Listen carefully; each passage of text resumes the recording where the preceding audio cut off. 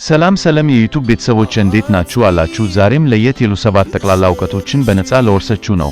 ስለዚህ ፍቃደኛ ከሆኑ ይህንን አዝናኝና አስተማሪ ቻናል ሰብስክራይብ እንዲያደርጉ በአክብሮት እንጠይቃለን። እናም ደግሞ ላይክ ብታደርጉ ከናንተ ምንም የሚቀንስ ነገር ስለሌላ አንድ ጊዜ ላይክ እንድታደርጉም በድጋሚ ጠይቃችኋለሁ። ቢያስ በዚህ ቪዲዮ 100 ላይክ እንደምትስገቡ ተስፋ አደርጋለሁ። እሺ ደግሞ ወሬ አበዛውባችሁ መሰለኝ፣ ይቅርታ። በቃ ወደ ዛሬው ጉዳዮችን እንግባ። አንደኛ፣ በኢትዮጵያ የመጀመሪያዋ ሴት ሚኒስቴር ማን ነበረች? ዶክተር አዳነች ኪዳነማርያም ናት። ሁለተኛ፣ በሰውነታችን ላይ ምንጊዜም እድገታቸውን የማያቆሙት የሰውነታችን ክፍሎች እነማን ናቸው?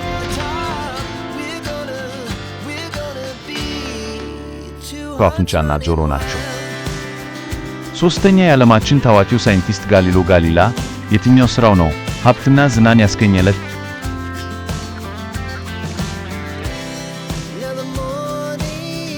ቴሌስኮፕ። ጋሊሎ ጋሊላ ዛሬ ላይ ላለው የቴክኖሎጂ እድገት መሰረት ከሚባሉት ነገሮች መካከል አንዱ ተደርጎ የሚወሰደውን ቴሌስኮፕ የመታው ሰው ሲሆን ስሙም በዓለም መጽሐፍ ተካትቦ እንዲቀር አስችሎታል ማለት ነው።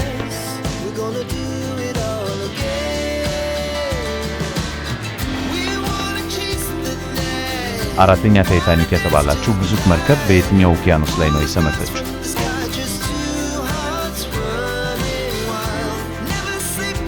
በፓሲፊክ ውቅያኖስ ላይ ነው። ታይታኒክ በጊዜው የዓለማችን ግዙፏ መርከብ የነበረች ሲሆን ከሁሉም በላይ የሚያሳዝነው ግን በጊዜው ተሰርታ እንደለቀች ምንም ስራ እንኳን ሳይሰራበት ለመጀመሪያ ጊዜ ለሽርሽር በሺህ የሚቆጠሩ ሰዎችን ጭና ከአሜሪካ ተነስታ ወደ አውሮፓ በመግዛት ላይ እያለች ነበር ከበረዶ ግግር ተለትማ የሰመጠችው።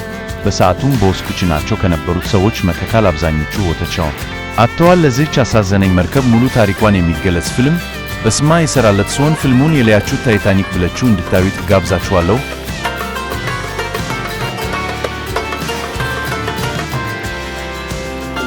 አምስተኛ፣ የፀሐይ ብርሃን ወደ መሬት ለመድረስ ምን ያህል ጊዜ ይፈጅበታል?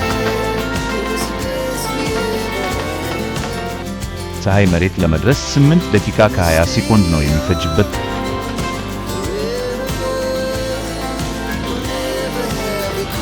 ስድስተኛ፣ የደቡብ አፍሪካው ባለጸጋ ኔልሰን ማንዴላ ለ27 ዓመታት እንደተሰራ ስትሰሙ እንዳልቀረች ተስፋ አደርጋለሁ። እናም ማንዴላ ለ27 ዓመታትም የተሰራው በአንዲት ደሴት ላይ ነበርና ያጂ ኔልሰን ማንዴላ ለ27 ዓመት የተሰራባት ደሴት ምን ትባላለች?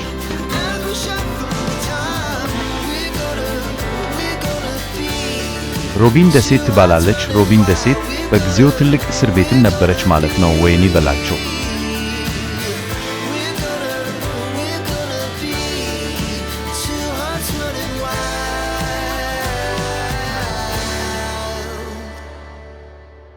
የማይደረስበት የዓለም የመጨረሻው ጋር ደርሰናል። ሰባተኛ፣ የዓለማችን ግዙፉ እንስሳት ወይም ሰማያዊው ዓሣ ነባሪ ሲወለድ ምን ያክል ክብደት ይመዝናል?